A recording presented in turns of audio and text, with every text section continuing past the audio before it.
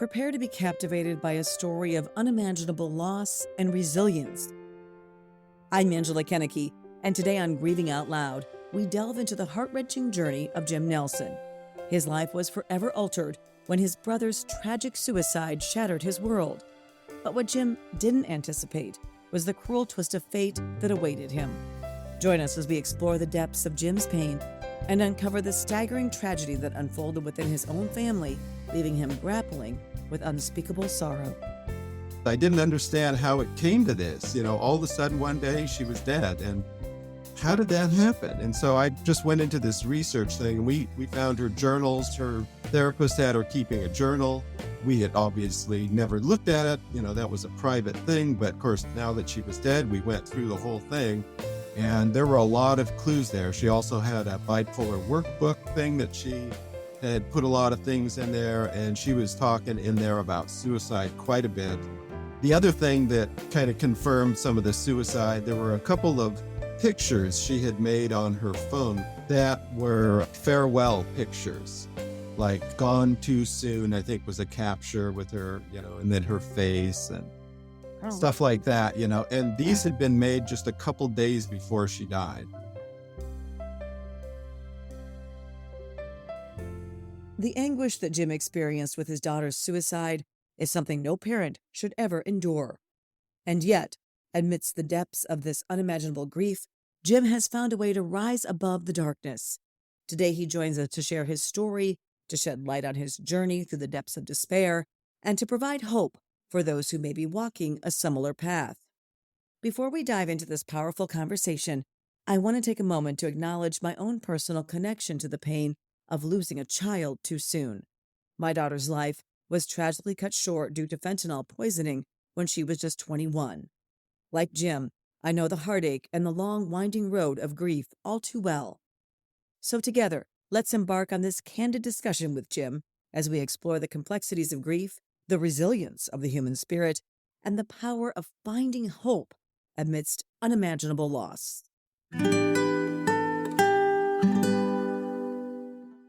Hi, Jim. Thank you so much for joining me to talk about your daughter, Miranda, and a little bit of what you're doing after your loss and with your grief. So thank you so much. Sure, it's my pleasure, and I really appreciate the opportunity to, kind of share Miranda's story.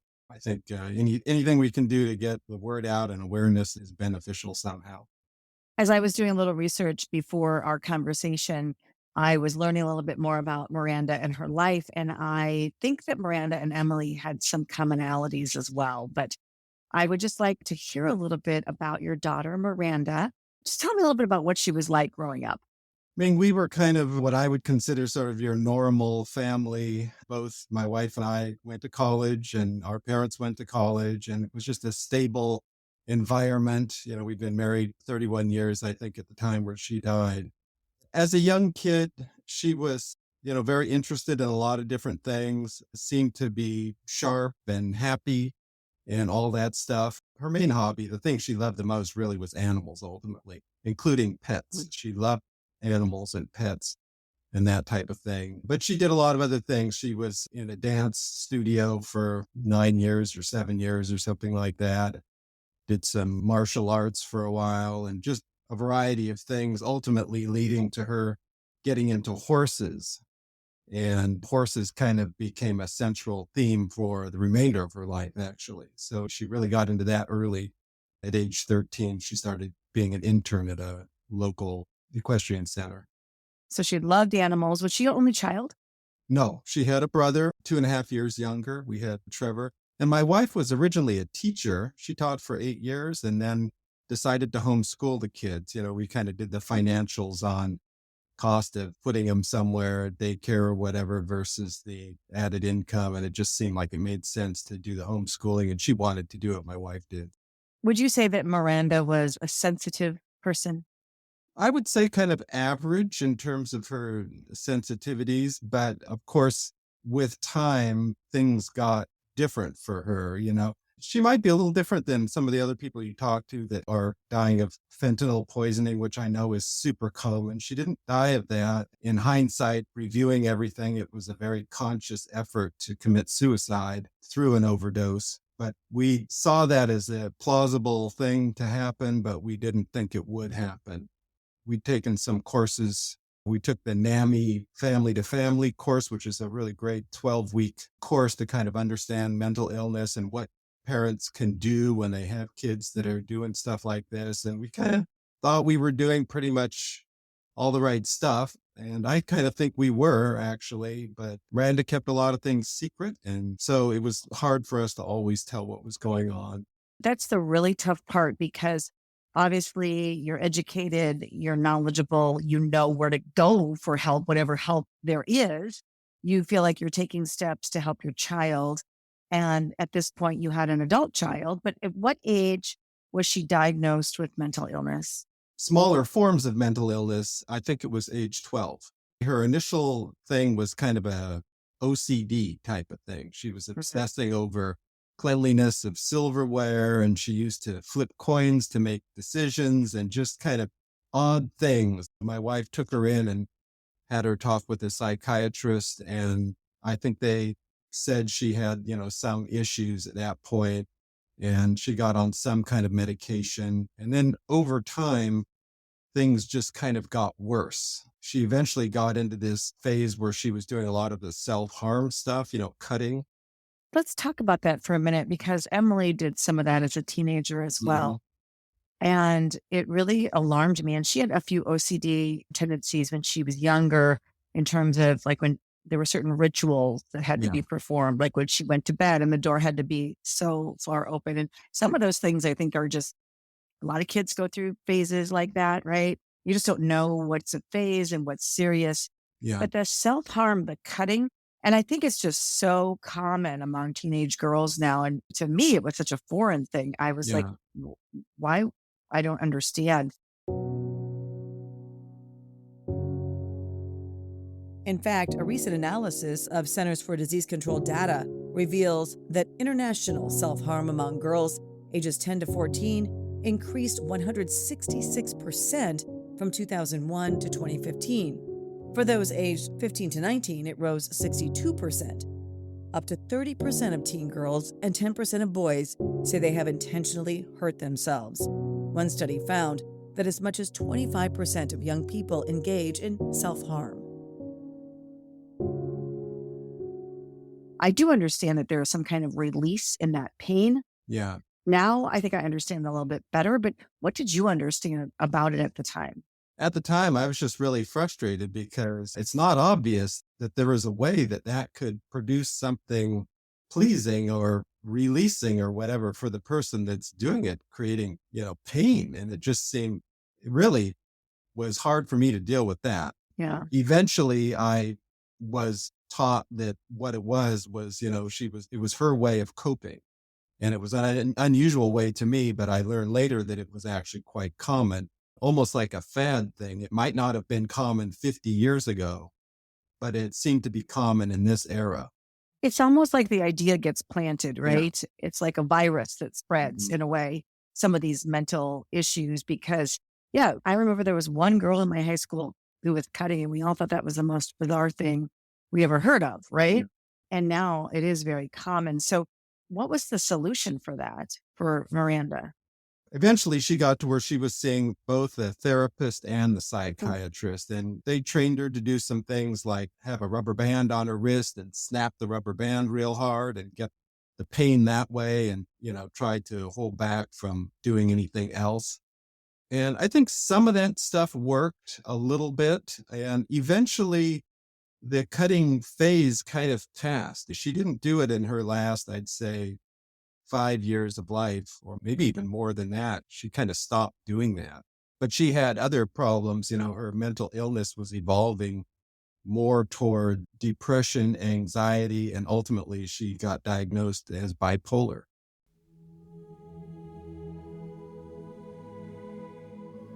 Unfortunately, Miranda's condition is not that unusual, especially today.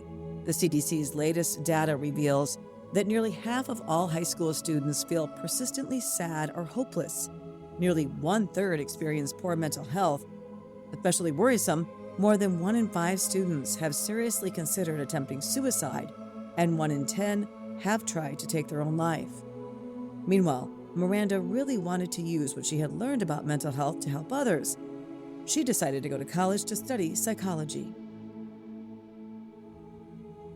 Because she'd had so much familiarity with seeing these different professionals, and she just could see herself in a role like that. She could relate to those people, having been through it and had her own issues. So she thought that was a good fit for her. And I think it was a good fit. She really enjoyed it. She was passionate about it. She really thought it was a great field. But I tell you, it is a tough field to get into. And that led to some of her later issues because it's hard to get employment, in that field. Most people that get psychology degrees, it's a very common degree, use it as, general education, like a liberal arts major, and they can kind of go anywhere with that. You go into banking or, anything with psychology because you learn about people and how they operate, how they interact. But getting a job actually in the field as a psychologist is quite difficult. You have to go on and get the equivalent of essentially a PhD in psychology. And you can get a master's and become, a family therapist and things like that. But that's not easy either because they all have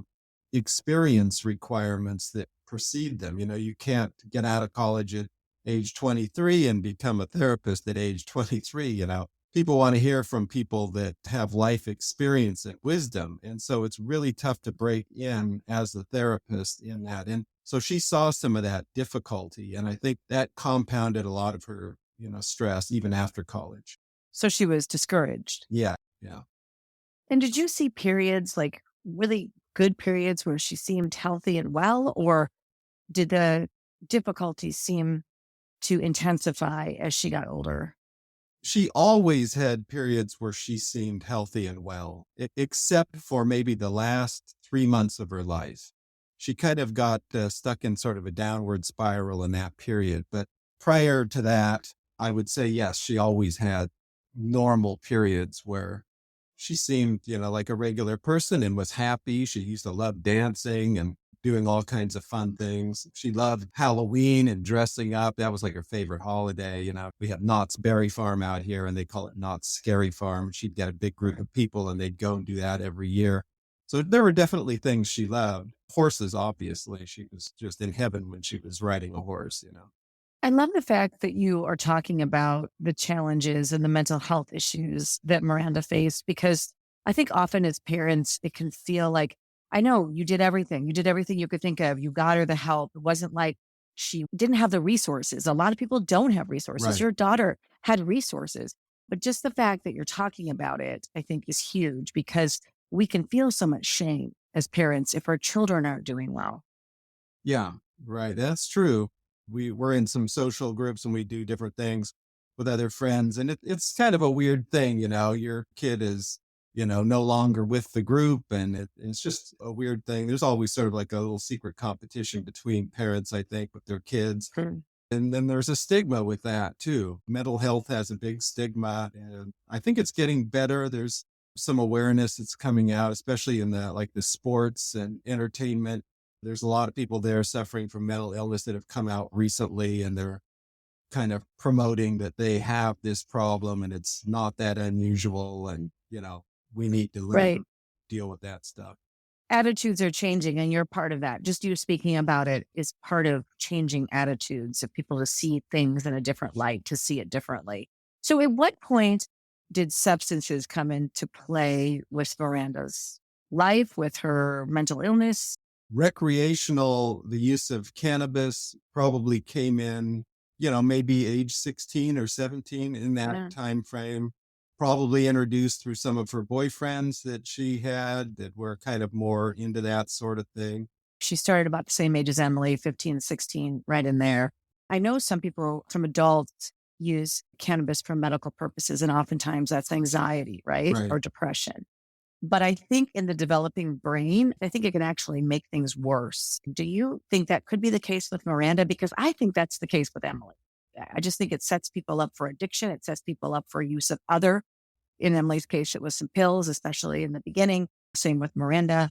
And I just really wish we could keep those substances away from our children and their brains. Yeah, I agree with you. It definitely kind of paints a path for them to go forward. It makes them feel more comfortable with drugs. They get used to the feeling of intoxication and that kind of thing.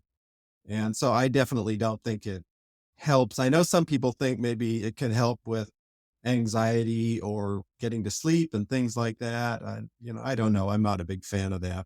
Right. And I think it's a completely different thing if a 25-year-old with a fully developed brain decides that they want to try that Yeah. for those purposes. I think that's a completely different thing where it's legal than if somebody with a developing brain. Although scientists are still learning about the effects of marijuana on developing brains, research suggests it may affect how the brain builds connections for functions like attention, memory, and learning. These effects may last a long time or even be permanent. And because it's just so common in our culture, and especially you're in California. So, I mean, that's way ahead of the game when it comes to cannabis, California, and the legalization of it anyway. And I know it's for people who are 21, but we all know, just like alcohol, and we know the prevalence of young people smoking marijuana in high school and college too. So, I mean, reality is they have it, they're getting it. Yeah, I think out here, that was one of the things that made things kind of tough for us. I think at age 18, you could get a medical marijuana certificate. So that's what she did. She went to some kind of quack doctor, frankly, Sure. who basically has Somebody who's handing out a signature. Yeah. we have a list of 100 symptoms. And if you have any of those 100 symptoms, marijuana can be your cure. So then they write you this little card and you could go to a dispensary. That's when they had dispensaries in California. But in the later years, it became fully legal. So here we are as parents. We realize she's doing that, but I will say she kept it very much a secret from us. We didn't know the extent of it until we read in her journal and found that some days she was smoking it 6 times a day. She tracked it. Sometimes it was even more than that, but I think it was like an average of 6. And she was tracking that for her psychologist. So there was that aspect. There was the prescription drugs that she was already on. And then in her late high school, I think she was 16, she had a really bad accident on a horse. She fell off the horse, broke both of the bones in one of her arms, and had to have surgery and all that. And that essentially introduced, the opiates. So she never got into the opiates, but I think that was like a wake up call that, hey, these drugs can provide some feelings that are kind of an escape from reality. And so she had that. About a year later, she got into a car accident. She was with my wife and they got T-boned. It was actually a really bad accident, but she did pretty well. The car seemed to hold up pretty well. And then she re-broke her arm. She tripped at college. She tripped over a doormat of all things and fell on the arm that had had the supporting hardware removed, and it broke one of the bones right through the fastener hole for that hardware. And so she had to go in for another surgery. So in the space of about 2 years, she had a lot of painkillers and all of that stuff. I think that had something to do with probably drug use as well. And then that evolved into sort of a self-medication. I think also the psychology background was not all positive for her because she had a lot of knowledge on how these drugs work. And she kind of felt emboldened or entitled to sort of self-medicate or in control. She probably felt in control, right? Because of what she knew. Yeah. Even though she wasn't necessarily in control. Right. She said, I'll take a little more of this, a little less of that. And so one thing led to another. And then I think she kind of got into a phase where she was sort of over-medicating and self-medicating and taking too many things at the same time. She had about 5 prescriptions that she was on, mood stabilizers, antidepressants, anti-anxiety, different things like that. So she was always kind of working a cocktail of those things to try to get the best result for herself. Have you lost a loved one to overdose or fentanyl poisoning? I'd like to invite you to share their story on our new Emily's Hope Memorial website called More Than Just a Number. They were our children, siblings, cousins, husbands, wives, aunts, uncles, and friends. So much more than just a number. You can submit a memorial today on morethanjustanumber.org. Yeah. What was the ultimate drug that she overdosed on? It was one called Soma, which is not common for overdoses. It's a skeletal muscle relaxant. She also had a little bit of scoliosis, and I guess she had claimed that that had given her some pain and made it difficult for her to sleep. Her psychiatrist prescribed Soma to her. I guess she liked the feeling of it. And if Oh. it was possible to overdose with that drug, she had done some research on it. So, And there's no doubt in your mind that it was intentional then. yeah, Mhm. we were, right after it happened, it became a research project for me. I Yeah. wanted answers. I didn't understand how it came to this. All of a sudden one day she was dead. And how did that happen? And so I just went into this research thing and we found her journals. Her therapist had her keeping a journal. We had obviously never looked at it. That was a private thing. But of course, now that she was dead, we went through the whole thing and there were a lot of clues there. She also had a bipolar workbook thing that she had put a lot of things in there. And she was talking in there about suicide quite a bit. The other thing that kind of confirmed some of the suicide, there were a couple of pictures she had made on her phone that were kind of farewell pictures, like gone too soon, I think was a capture with her, and then her face and Oh, wow. stuff like that, and Yeah. these had been made just a couple days before she died.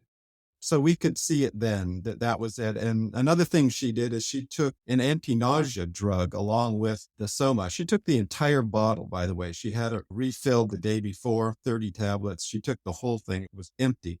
And she had taken an anti-nausea medication to prevent her from throwing that up. So it was a very carefully planned Yeah. suicide, Wow. which really So was sorry. quite shocking. Couldn't believe it. That's Yeah, so difficult for me to even hear. And I'm so sorry. And I just, as a parent, I mean, you're devastated enough to lose a child. And I think suicide is one of those special circumstances where it also feels as though it's rejection, right? yeah, I mean, it's just such a tough thing. exactly. Right. It is.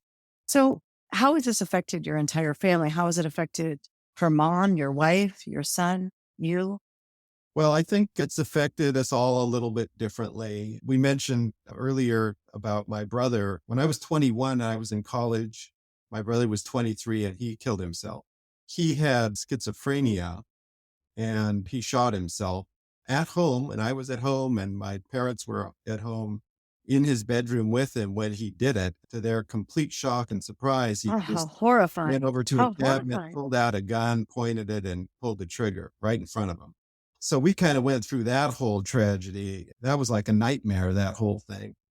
And so when my daughter did it, I was always concerned that it was a plausible situation, Sure. a plausible end for her, because there was history in our family that it did actually end that way for some people. So I was always very worried about it. That was part of the reason we took the NAMI class, was to try to learn how we could prevent something like that from happening.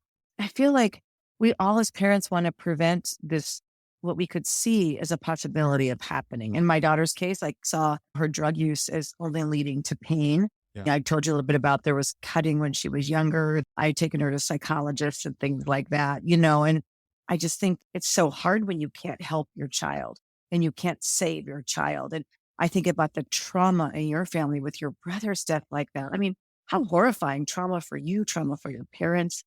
And then to have something like this happen, I just admire you so much talking about it because I think it would be easy to completely shut down. Yeah.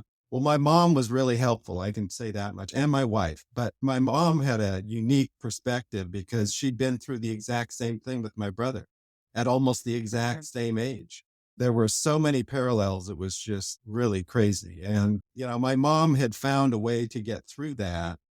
And for me, it wasn't as big a deal, just like for my son. But for a parent, it really is a big deal. And so the parents go through a lot. And my mom went through all of that and, eventually came to terms with it. And we had discussed that a number of times long before Miranda was probably even born. Yeah. How was your mother able to come to terms with it? Because that would be so hard. And I do think you're right. Siblings react differently than parents. It's not that it doesn't affect their lives. I'm sure your brother's suicide affected your entire life, but you have your own life to live as a sibling. Where as a parent, we are responsible for our children, right? Even our adult children. That's how we feel. And so, yes, it's different for sure. But what was your mother's key to maybe reframing what had happened with your brother or to go on to survive and even thrive, I'm taking it. Yeah, she has done really well. I guess, in that particular case, he had schizophrenia. Schizophrenia is a horribly debilitating disease.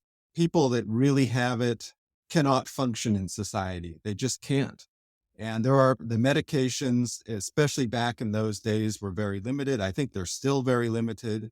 There's not a whole lot that can be done to really help that disease. So he had medications that he was prescribed. It was lithium. We found after he died that he had not been taking the lithium for about 2 years because he had all the pills. He'd just been taking the pills and putting them in this bag and putting the bag in this drawer. So we found the bag filled with the lithium pills. So he was kind of faking us out to think he had been taking it, but he didn't like them because they made him really tired and that type of thing. But, he realized, and this same thing I think was true with Miranda. They realized they were going to have a very difficult time with life.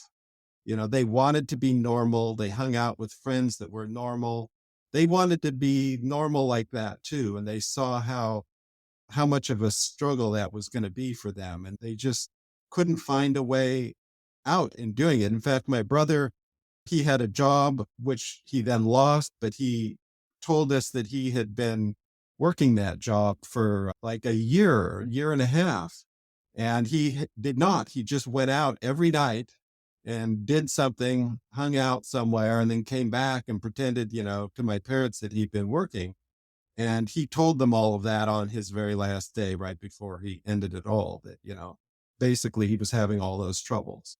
And I think Miranda could see she was having trouble and that maybe she wasn't going to be able to manage her situation. She didn't know what, as she got older, what was going to happen to her, what happened after we died. And my brother worried about the same things. It does make me very sad, though, and I wish we had more innovations, more ways to treat Yeah. mental illness and the various forms of mental illness. But I guess one thing that happened to me, I guess you were asking, how did I cope? So I would say, this all happened in May of 2021. I went from a personality where I had hardly ever shed a tear my entire life. I just was kind of stoic in my expressions and how I handled myself. And then I turned into this person that was crying like every single day, like big, real, out loud, things for like a month, Something changed my body, maybe the way my hormones work or something. I don't know. But by December, I had a physical and I was discovered to have some medical issues. And I had high blood pressure. There was a suspected heart issue. I'm slender. I was 170 pounds and 5'11", not real heavy. And ultimately, I ended up going through a lot of stuff. I had open heart surgery last year, a double bypass, cabbage, the full zipper club surgery. And my focus became immediately my health at that point. And reflecting on it, I could see I was kind of depressed at about December timeframe. And this actually pulled me out of it. I mean, I don't know. It sounds really crazy, but my focus on my health, all of a sudden, I changed my diet completely. I started exercising like a madman and all this stuff leading up to my surgery. Then I had the surgery, went through the cardiac rehab and all this stuff. And my mind was just 100% on getting healthier. And that distraction, I think, really was beneficial to me. I do believe in the mind-body connection. So when you're going through a traumatic event like that, and you're feeling things you've never felt before in your life, because that's what the child is, it can certainly affect your health. Yeah. Certainly. And in my case, I felt like it affected more my emotional health and my brain. I was liken it to a brain injury, like a traumatic brain injury almost. And so I Right. think if you don't take care of yourself, and we see many people who suffer a great loss in our society who end up, their health either gets really bad and they die, or they turn to substances themselves and they die. And I've seen that over and over again. So you do have to make a conscious choice if you want to live. And not everybody wants to live after something like this happens, Right. which is hard to say out loud, but it's the truth. Yeah. And so to make a conscious choice to be healthy. I mean, you had a broken heart. So it doesn't surprise me that you would have heart issues, even though you weren't necessarily a candidate for them. Yeah, I'm sure it raised my blood pressure and I didn't know that. And honestly, I think it's been for the better. I don't, it sounds weird, but a big distraction like that really helped. I'm back into my old hobbies and interests now that I wasn't interested in back then. The passage of time really seemed to help for me, I think. What about your relationship with your wife? Because everybody grieves differently. She's more of a do-it-yourself griever. I'd say I'm a little bit more out there. I've done these podcasts and things like that. And I set up the foundation that we put together, stuff like that. She's more kind of on her own. She really likes to do Facebook groups. There's a lot of really good Facebook groups for people who've had kids that have committed suicide or died of drug overdoses or whatever.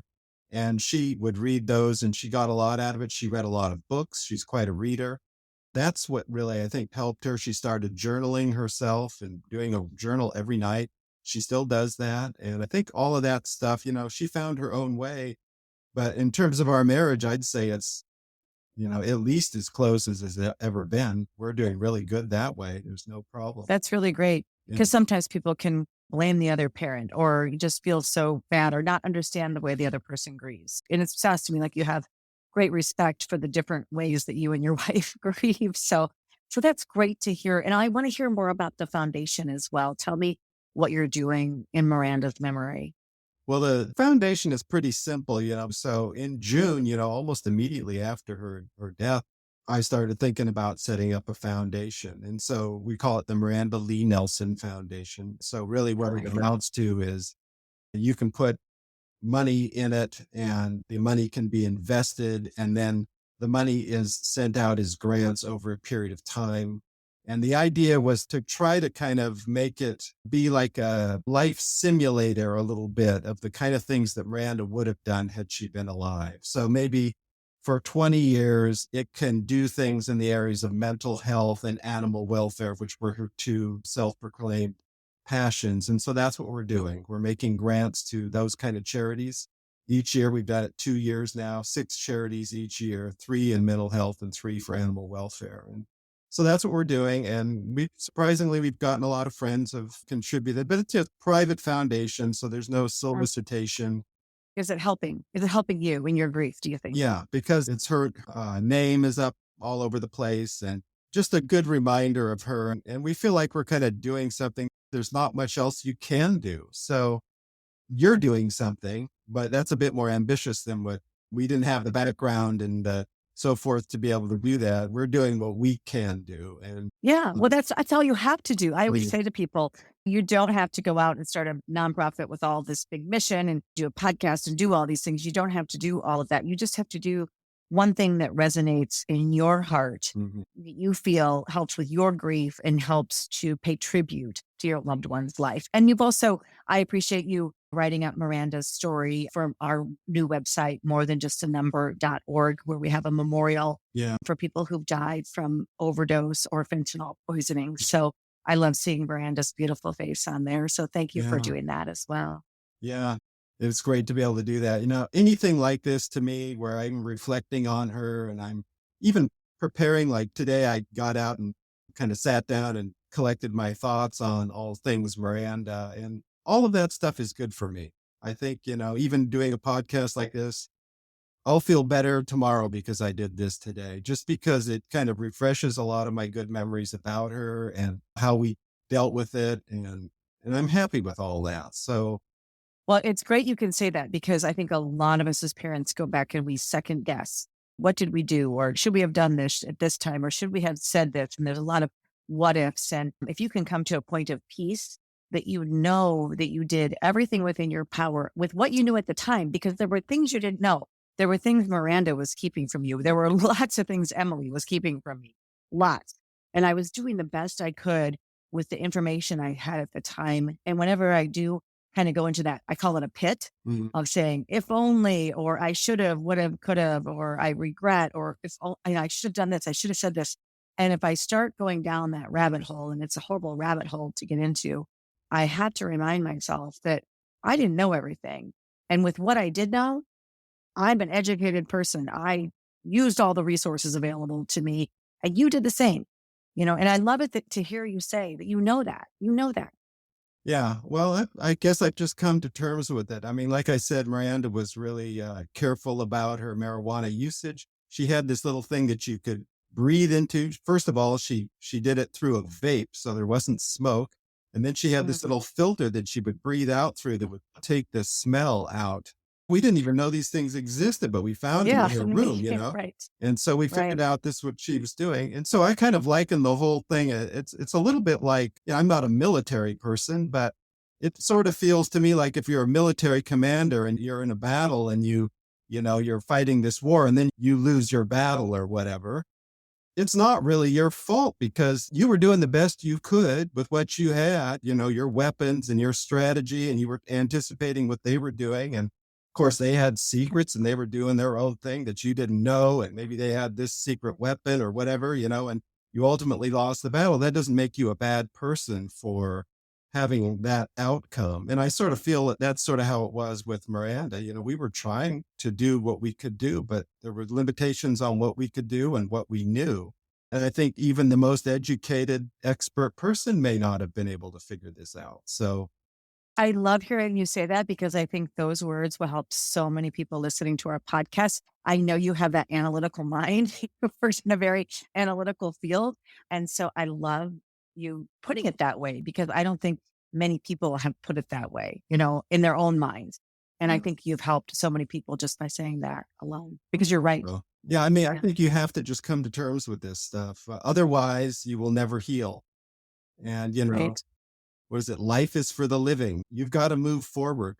And there's life out there. There's good things you can do, fun to be had, people to educate and whatever. And you just have to keep moving forward. You can't give up.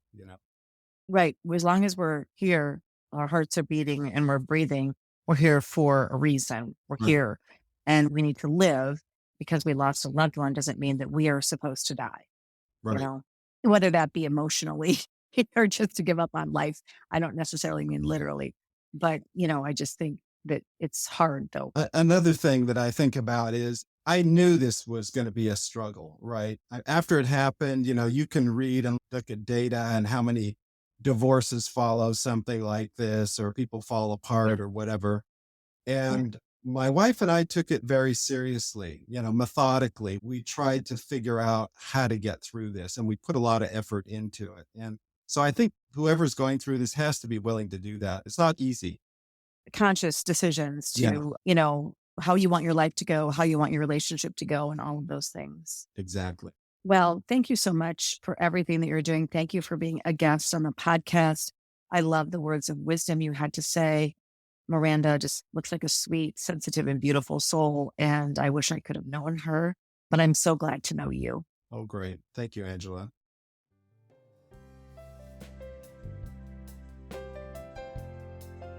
Thank you for tuning into this episode of Grieving Out Loud. If you want to learn more and support our mission, just head over to our website at emilyshope.charity. We have all kinds of resources, ways to get involved, and opportunities to make a real impact. As we mentioned earlier, you can read more about Miranda's story on our new website, morethanjustanumber.org. And we've also included information about the foundation named after Miranda in the show notes for this episode. Now, before we wrap things up, we want to say a big thank you for listening. Your support means the world to us. Until next time, wishing you faith, hope, and courage. This podcast is produced by Casey Wannenberg King and Anna Fye.